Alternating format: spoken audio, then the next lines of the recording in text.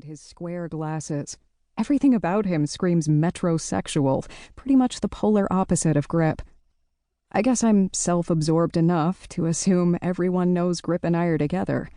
We were outed in the worst possible way, just after he and Quest broke up, via a surveillance video leak and Black Twitter feud.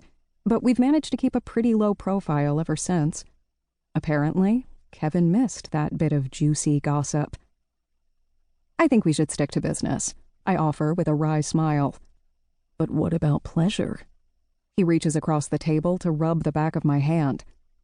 Pleasure? I snatch my hand back. Kevin, you wouldn't know where to start pleasing me. He looks nonplussed, but it's the truth.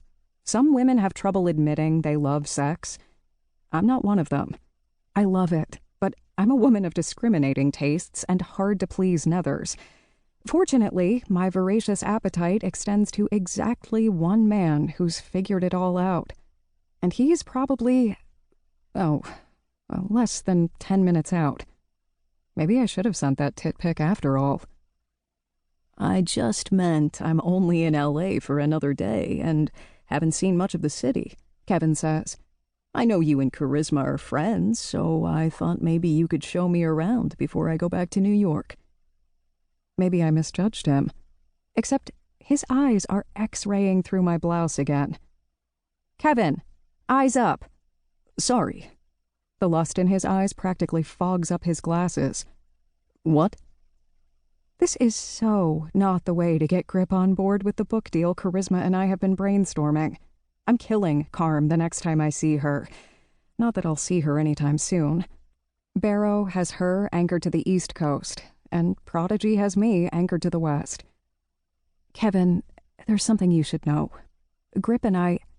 Sorry I'm late. The voice rolls over me like syrup, thick and sweet and sticking to my skin.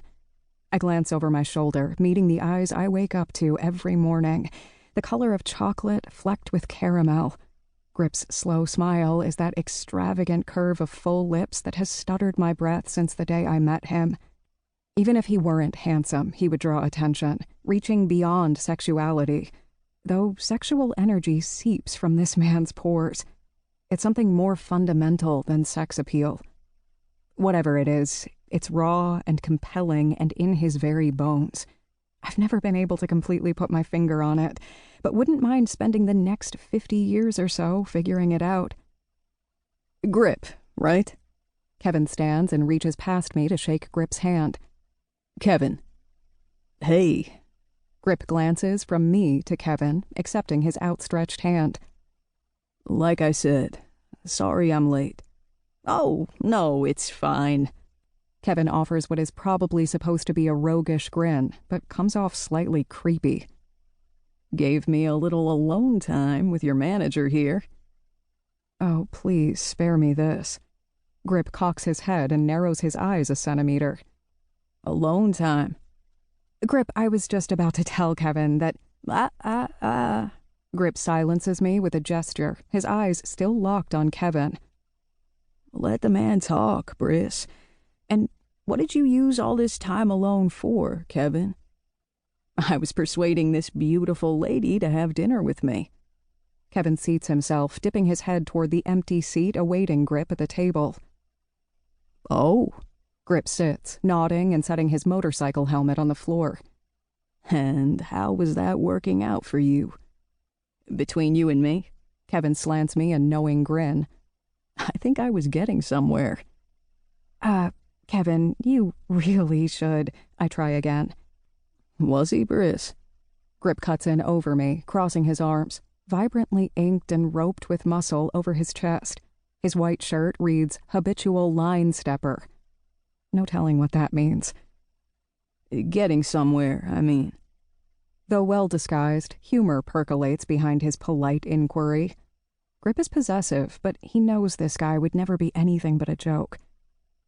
No, I told him we should keep things strictly business. I turn my attention from Grip to Kevin. And I was just about to say I have a boyfriend. I'm sure he'd understand. Kevin flashes a conspiratorial wink Grip's way. I'm sure he wouldn't. A vein of steel runs through Grip's good-natured...